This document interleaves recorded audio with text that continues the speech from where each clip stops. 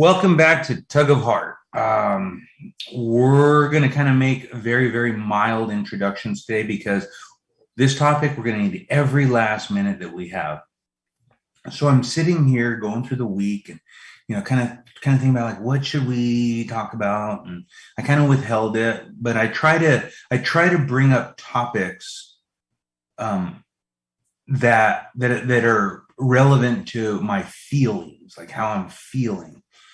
And Lori comes up with some really, really good topics and usually guides me, makes my life so simple. But when she says, brother, come up with a topic, I'm like, okay, so all I can do is turn inside and where am I?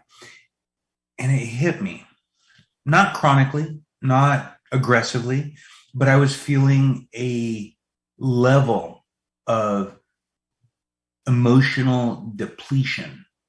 And so I told Lori, I'm like, sometimes, just sometimes, we have to cope with emotional bankruptcy. And my sister, ever the cheerleader, says, brother, you're brilliant. Okay, she didn't really say that in my head. Let me just bring Lori in now. Hey, Lori, how are you? What is this brilliant you speak of? Okay, I threw that in. I don't recall a conversation in close to 100 years between us, 48 shared, where I've ever gone that far. No. I try to be honest. You are brutally honest, painfully honest. Lori, so I was thinking a little bit about just emotional bankruptcy. Right. And I'm thinking like, why would I say bankruptcy? Well, bankruptcy is kind of like when it is exhausted, there is nothing left. And I don't want to get into a woe is me, and number one, because I don't have anything like that on the table. But sometimes it's good to just kind of talk through this for me, Lori, for my benefit. Let's assume that this is a isolated ownership here, but sometimes I just feel depleted. Mm-hmm. And maybe it's other things kind of impacting that, but how do I fix that, Lori? Well, No it seems to be like a common situation today, because there's been a lot that has happened around people and to people that has just asked a whole lot. We use these financial terms when we talk about emotions, spirituality, different things. And a lot of times we have to use a very tangible thing to talk about, because without having that correlation, at least of language, I think we'd be wandering around like, what the heck is going on? Just feeling a little weepy, a little off, but not being able to identify it. But I think it's a good start when you can say, like, I feel bankrupt. By the time we finish today, I hope that I can at least convince you that good for you if you can feel bankruptcy. Because what I would worry about is when we don't feel it. Then you've gone somewhere beyond empty and into a kind of deficit that can turn to despair and something different. We were talking last time about inventory, and to me, this is such a natural step, because when you're thinking about like taking inventory, having a look at yourself, I think sometimes too, if you're honest with yourself and you look, you may find that you come up wanting after that inventory, and you're like, what am I? Where am I pulling from? Where how am I still sustaining this? And a lot of times the fact is we're doing a lot of stuff, but we may not be using what we should be to be who we want to be and to do our best job. So when you're feeling bankrupt, I think of it like, do you remember when you did mortgages way back when in the 90s, and you and I had actually started a mortgage company? Remember and at the time, everybody was getting mortgages, right? Everybody. And I think this is where things kind of start, because ideally we would want to catch things before they form into something a little bit harder to tackle, but I see emotional and spiritual expenditures kind of like that, where people were just signing up for all kinds of house. And part of it is they were banking on something changing in their life. This is what I make today, but you can get me in it. I want that. And so they were signing up for stuff that their existence did not testify to being in. Their practice did not line up with what they were signing the bottom line for and agreeing to. And I think that's partially how we get ourselves emotionally, and I'm going to say spiritually bankrupt, is sometimes we take on a lot, but we're not doing the work to sustain who we believe we will be as we take that on. I know that doesn't answer your question, but I think it's important to ask, like, how does this happen before we can have like a valuable conversation about what do you do about it? Because if you don't know how something happened, I mean, in the same way with bankruptcy, if you don't know how you got bankrupt, like, where's my money going? I do, on paper, I make enough for this, but you're still suffering. If you don't have that inventory, that close analysis that you were talking about, where would you address it? And for emotional bankruptcy, it comes down to emptiness. Bankruptcy means emptiness. You're out of the resources, so you need to return it. And we say, almost as cliche, the turnabout for that is fulfillment. And I think the key word there is fill. That's your answer, is right in the word, right? Fulfillment. So I would turn it right back to you and let you say, I would say, heal yourself, doctor. I was going to say thyself, but I don't know how to say you. Heal yourself, doctor. What fills you? Go to that. So I thought about this a little bit, not this question, but I thought about bankruptcy. Mm-hmm. And I try to think about things in the best way I know how, which is typically like a 3-year-old, very little gray, just kind of, it is what it is. Right. And if you think about bankruptcy, there's a couple things about that you need to think about bankruptcy before we talk about emotional bankruptcy. First off, it's like the depletion. You have, like, whatever has happened, you are depleted. You are done. There is nothing else. I cannot satisfy any of my obligations because I am without. So with that thought, what do? You file for bankruptcy. What is bankruptcy? Bankruptcy is the forgiveness of debt. Yeah, it's a protection. Yeah, I mean, it's like, okay, you're gonna suffer some penalties, but we're gonna go ahead and charge this off as bad debt. You got in over your head, you couldn't satisfy it. We're gonna make you file bankruptcy, and there you go. But you know what happens? Go back a few episodes. Perception, because in that bankruptcy is an opportunity to make new choices. In that bankruptcy, it's starting fresh. You have to build up, but one of the things that you lack when you are under a mountain, let's just say you're not bankrupt, but you're just living your life. You are encumbered. That's a good word. You are encumbered by a tremendous amount of obligation. Mm-hmm. And when you are emotionally bankrupt, what you do next is the moment of reinventing yourself. So even in emotional bankruptcy, there's a win, and I try to put a spin, a little bit of flavor maybe on some topics that they're hard to stomach, Lori. So if I'm feeling a little bit emotionally bankrupt, now I tap into the inventory. What brought me to that emotional bankruptcy? Where was my effort? What is it that depleted my effort? Was it people? Was it overzealous ambition? Was it lack of ambition? What depleted me? Was it me? Was it others? Because now, spinning off the inventory, I can decide what I do next. Right.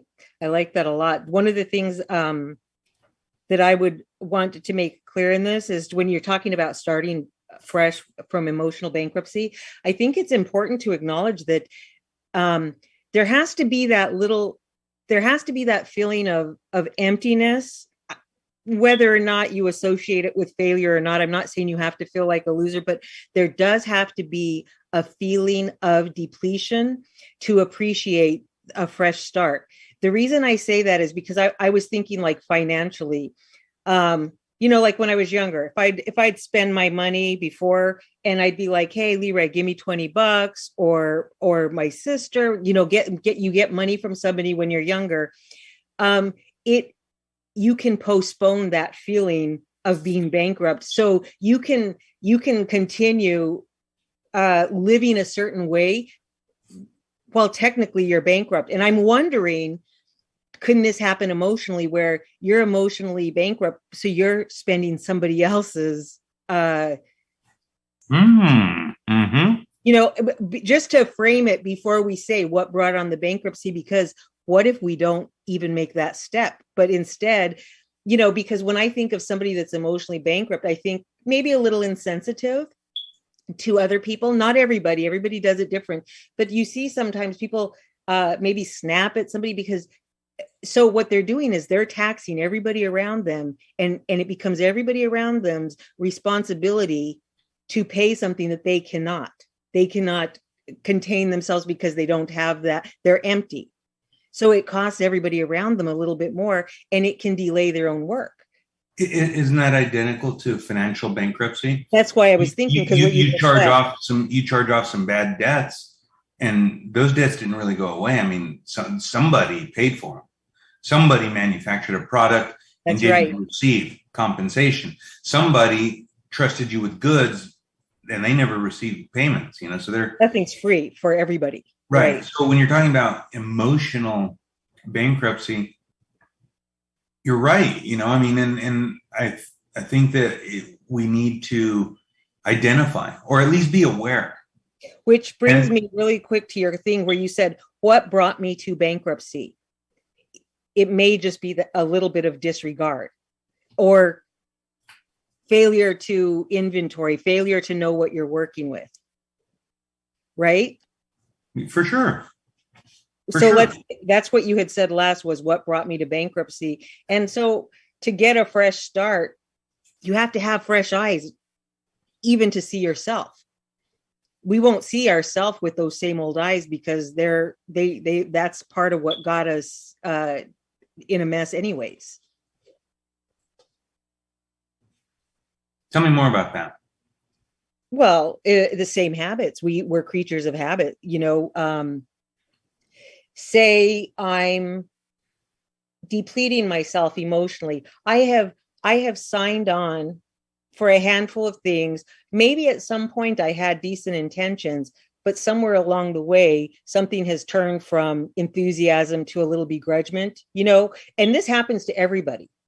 Or plenty of people, at least I'm going to say, will at least say me, since I'm telling you about me. Let me confess this, where you say, I'm going to do this. Okay. Many times I've done this where I volunteer, and then down the road, you become a little bit emotionally taxed when you're like, I volunteered, but then maybe at some point you get, you're not treated respectfully, or you're just tired, or you thought something would be more meaningful than it was. But you stay in it because you still have those same eyes. I'm volunteering. I'm volunteering. I'm volunteering. Your perception is that you're helping, helping, helping. But to recognize, I'm emotionally bankrupt here. What am I going to do? You'd have to have fresh eyes and look at it and say, when I volunteered, what I volunteered was an enthusiastic, helpful person. When I become emotionally bankrupt, I'm not offering that. So it's no longer what I signed up to offer anyways. So something's already lost. I'm just acknowledging it. Joanne, my wife, brilliant. This probably should be her talk show, her podcast. it. Yeah, she could do it. Probably should be. I had a cousin working with me long time ago, years ago. And I was in the construction business and we were getting busier. And so I had to kind of start divvying up the responsibilities. And this is long before we were married. She was a client, her brother was a client, and she was a client. And she would ask our cousin, hey, what do you think about this? Yeah, yeah, we'll get that. Yeah, yeah, we'll get that. He just kept saying yes, yes, yes. Somewhere, somehow, uh, he thought that was the answer. Just keep saying That's how yes. we were raised, to be yes men. Yeah, I mean, yeah, you're in business. I mean, like that's what Yeah, you are. that's it. Makes sense. So, but he was having a hard time, or he wasn't relaying it to me, and he wasn't factoring it in, and I kind of, put a, I don't want to say a proverbial foot down, and said, "What are we doing this?" Oh, I said we'd get it, And I said, "Man, if I taught you nothing about while you're at it, we'll kill a business, you know." While you're at it, can you just change out those light fixtures? While you're at it, can you change out some light switches? While you're at it, can you put me a disposal? While you're at it, you'll get killed. And so she told him eventually, she confronted him and she said, "You don't know me, but I'm going to tell you something and I hope you take it with you for years." Little animus going on here. She said, "You need to learn to say, let me get back to you on that. I'll do the best I can if I'm able." And she gave him all these different scenarios or outs rather than, yeah, no problem. And I think, part of our emotional bankruptcy is that an isolated circumstance where we have to kind of rally the troops and get your prayer groups together and just really go full bore because there is a tragedy, but not everything's a tragedy. We don't have to commit with the same tenacity to everything. I want to be washing my car. You want to come by and help me? Yeah, no problem. That sounds like fun. Maybe we can do mine. No, just mine. But you get into this situation where you start over promising. And then very importantly, what you said is you start feeling begrudging. And the only thing you can begrudge is the fact that you said, yeah, sure, I got it. No problem. Oh yeah. Do you know, a lot of times when things have come to a head, and I think this is a pretty universal feeling because we're all still learning how to work things out with one another here on earth. That's just where we're at. And we're all pretty young, considering that humanity as a whole has only had thousands of years. We're like still, little cells, a zygote compared to humanity. So why would we be expected to get it better? But I think we all have that feeling where things come to a head and you're like, what went so wrong? I know I meant well. I know it. I know I still do want well. And it's hard to identify sometimes who is right and who's wrong when you get to these places.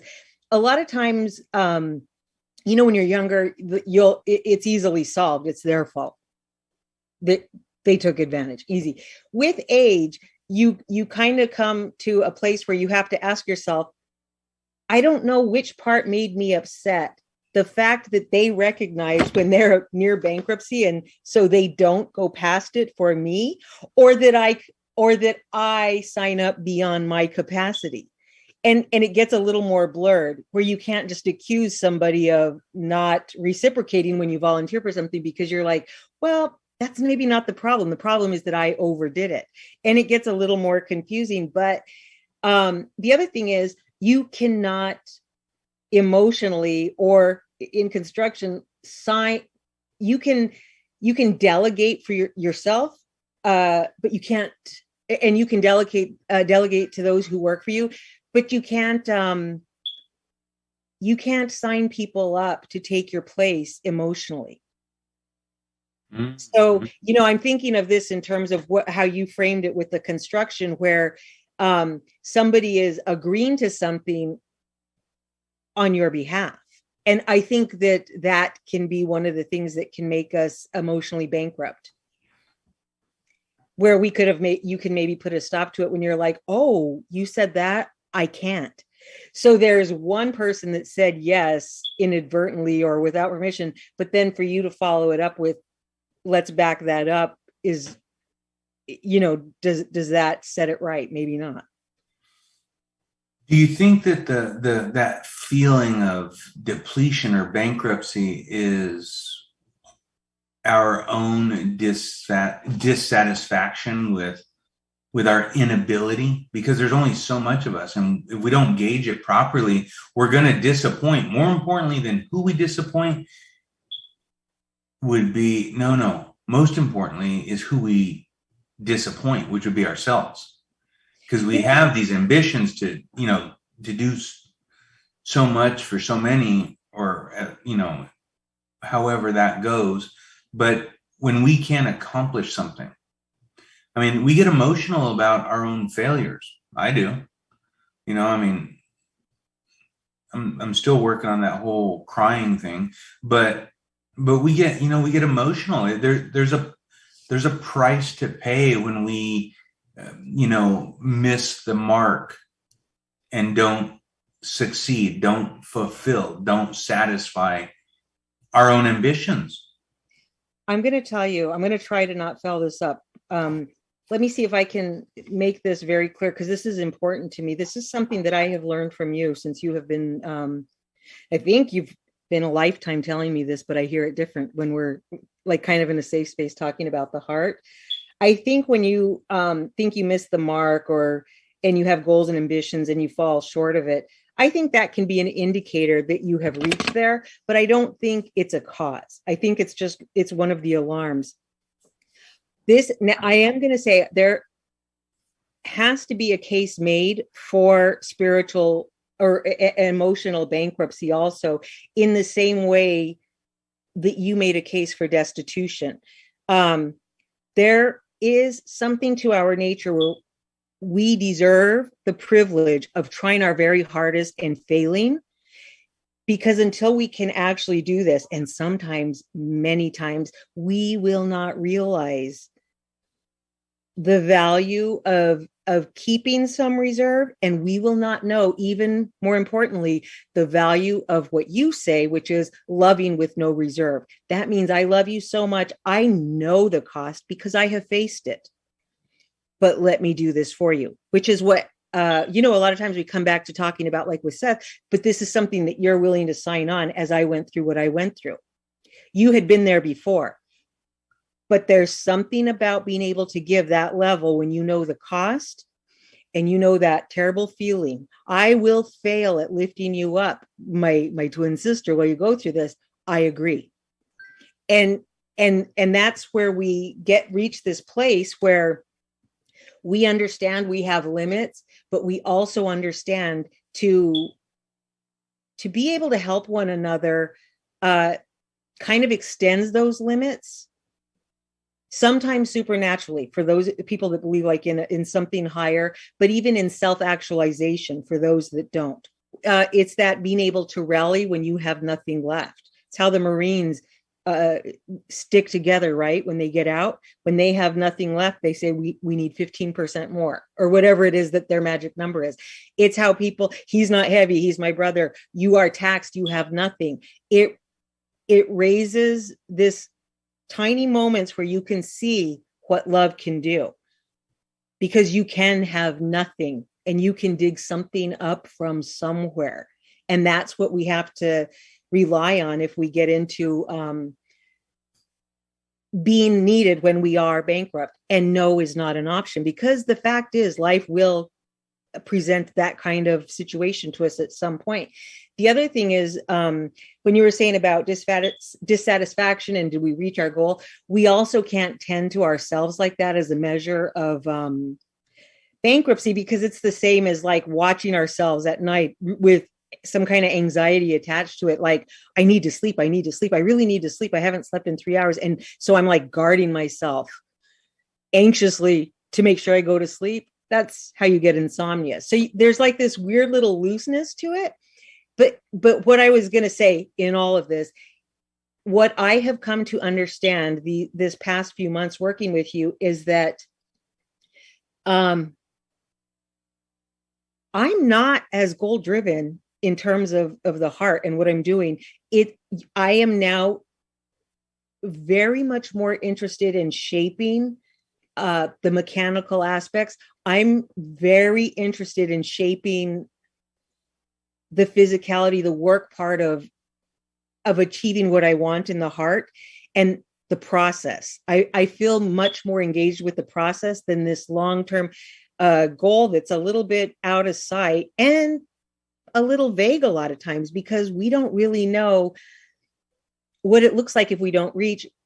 But when you're involved in the process, that end is happening at the same time. And this is something, man, I wish I learned. You were preaching the same thing in your 20s. I know this, but I hear it different now. Does that make sense? It does. It does.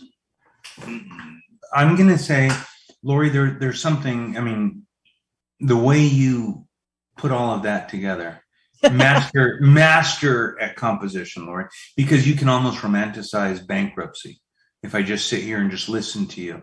And the truth is, for me,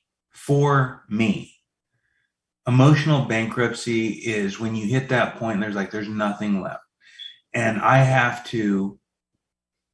going to go back to what you said, because you reminded me. I do spend a lot of time on the mechanics, because I don't know. I don't have enough in me to just say, yeah, I got this figured out. So what I do is I just keep one foot in front of the other, a very mechanical motion that continues to propel us. And so emotional bankruptcy, in all the devastation and all that it is, the disappointment, and we can sit here and split hairs on where it comes from, who it comes from. Was it internal? Was it goal driven? Was it dissatisfaction? The truth is that when you hit that point of emotional bankruptcy, there is a level of forgiveness. Yes. And so that level of forgiveness, we have to embrace it mechanically. Pump the brakes. Mechanically stop committing, whether it's to ourselves or to other people, and kind of gather ourselves so that when we are ready to kind of get back in, I keep saying we, like I got a mouse in my pocket. I'm talking about me. When I'm ready to get back in, I have mechanically changed a few things, whether it's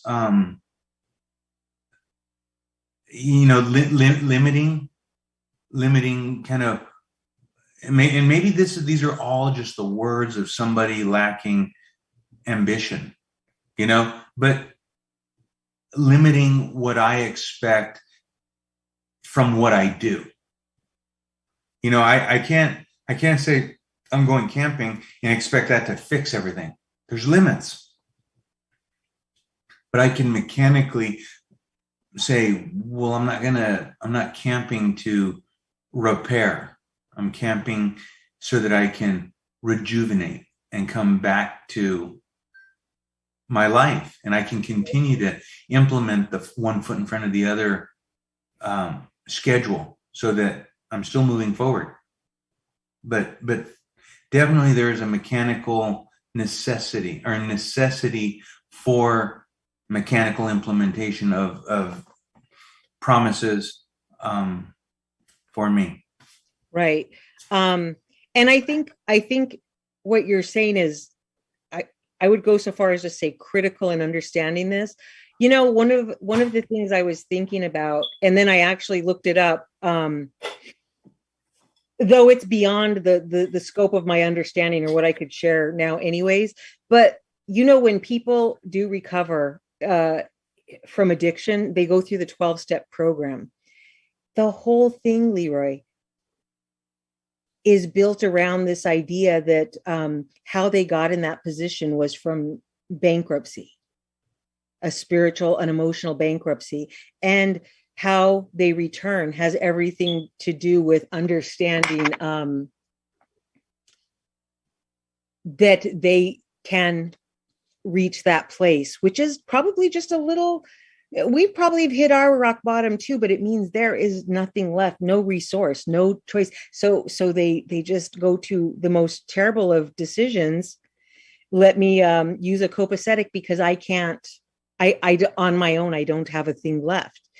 And so enter a cycle that's so much worse. Like you secure a way to stay in that place.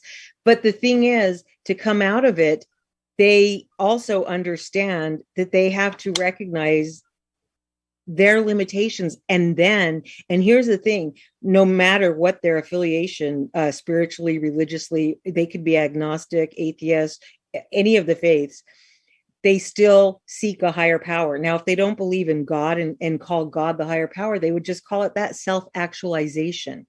And so what they're basically saying is, and I hope I'm not misspeaking for them, but they're basically saying, I have limits. And at some point, I rely on something more to pull me through. And I feel like I would not be honest, in expressing my heart about this without saying, I honestly do believe this too, that a big part of what can carry us beyond ourselves has to come from beyond ourselves when we are empty. I'm gonna put a little bit of a spin on this, Lori, and because I want to kind of get a few things that like I can just really focus on and Sure. realize, just kind of Yeah. point to them on a in a picture and say, there it is, that's it. Yeah. One of the things for me is that I think sometimes there are outside influences that may make me feel emotionally bankrupt that have nothing to do with being emotionally bankrupt. This is a little bit weird. Fatigue. Yeah, actually, yeah. Just anxiety, a full schedule, overwhelmed, hungry. Too little schedule for me. What's that? When I have too little schedule, that's the flip side. So I, this week as I kind of go through this, I've been trying, definitely been having some challenges this week because I do have those herniated discs that are really, really have been just painful. Those are a contributing factor. And you have to remember that there are some things that we can't just put everything in a basket. I think that's what they call fibromyalgia, like the wastebasket diagnoses, and we can't just say, oh my God, I'm just spiritually bankrupt, because no, you're in pain. You need a couple of Tylenol. No, you're hungry. So I'm trying to really start to look at what we said last time and what we're saying now, because inventory is extremely important in kind of wrapping our minds around what could otherwise feel like emotional bankruptcy. That's resonating so strongly with me, because I'm thinking, like, there's times, like, say Steve comes home a little bit early, my husband, and I'm like, I'll feel sometimes like a little put out, a little awkward. And I'm like, oh my gosh, I didn't know you were here, because I would have done this. I didn't expect it. I didn't start dinner yet. But when I'm honest with myself, really honest, I'm thrilled he's home early. I am caught unprepared, and it's my own feeling like about me. So but the flip side is, if I've done everything I can prepare and there's a massive interruption, I'd have to be able to recognize that too. I think what you're saying is right. It's knowing what's what.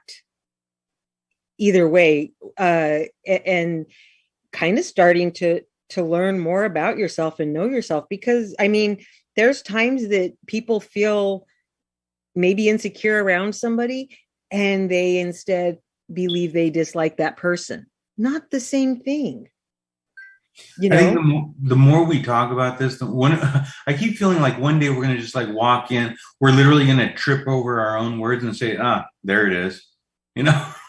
Always so it's good that I keep talking to you, because at some point we're going to just walk in and be like, oh yeah, well, that's it. But we keep dancing around all these different subjects, and it's really beautifully put, tug of heart, what tugs at our heart. And it's all these little things, which I would say are kind of like little piranhas, A single piranha, not a big deal. A school of piranhas, big deal. Yeah. And unfortunately, our lives are much more like a school of piranhas, but we have to start separating them out. And every time we better understand, which is what you just said, it's kind of understanding ourselves, understand the drivers, so to speak. What brings forth this emotion, what brings forth this feeling, what brings forth, and it's fluid, it's constantly changing, but maybe that's what this is all about. Well, and that's actually, it leads nicely into next time. Now that you're talking about it, there's this thing, you don't want to, like it's an argument for why you don't want to make a bunch of decisions based on just emotions, because emotions are, they're kind of, they're volatile. There's this thing called fifth.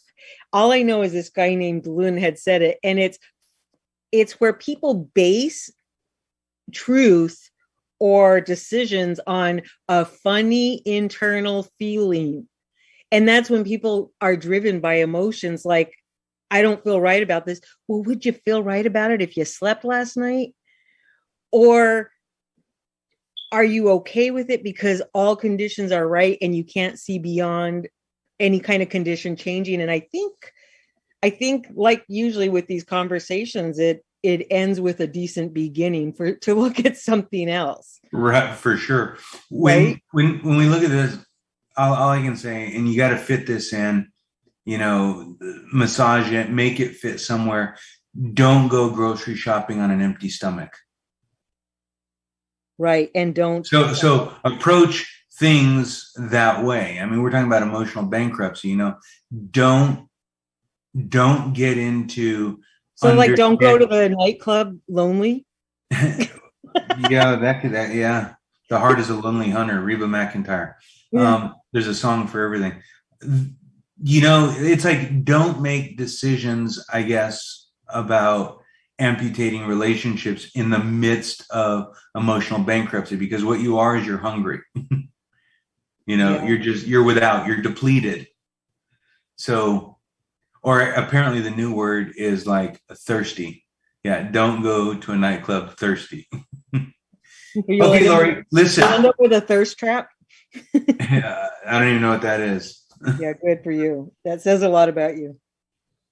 But I did hear my wife use that comment the other day, or that line the other day. And I was like, who are you? What does that even mean? But apparently the Real Housewives are familiar with that term. I'll have to look it up. Okay, my brother. I love you. Okay. And I don't think we have a solution, but that's just as well. It's good to open up the lines of thinking about it. I don't feel emotionally bankrupt when I talk to you. Either I feel I've gained something emotionally, usually. Yeah, I mean, maybe it's even coming across in our voice, tempo, relaxation. Maybe we're just getting familiar with it. But you know what? I am better for these chats. So until next time, Lori, adios. Take us out. Adios. Please make sure you like and share our podcast.